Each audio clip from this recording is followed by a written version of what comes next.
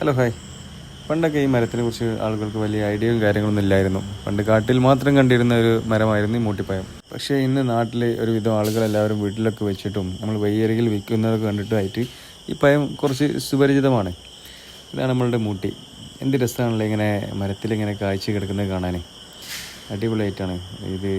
കായ്ക്കാൻ വലിയ ടേസ്റ്റും കാര്യങ്ങളൊന്നും ഇല്ല, പ്രത്യേകിച്ച് മധുരവും കൂടുതലൊന്നുമല്ല, ഒരു പുളി രസമാണ്. പുളി രസം ഇഷ്ടമുള്ളവർക്കൊക്കെ വെക്കാൻ പറ്റിയൊരു പ്ലാന്റ് ആണിത്. എന്നിരുന്നാലും കണ്ടിരിക്കാൻ ഭയങ്കര രസമാണ്. ഈ മരത്തിലേക്ക് ഇങ്ങനെ നോക്കിയിരിക്കുന്നത് തന്നെ വളരെ അടിപൊളിയാണ്.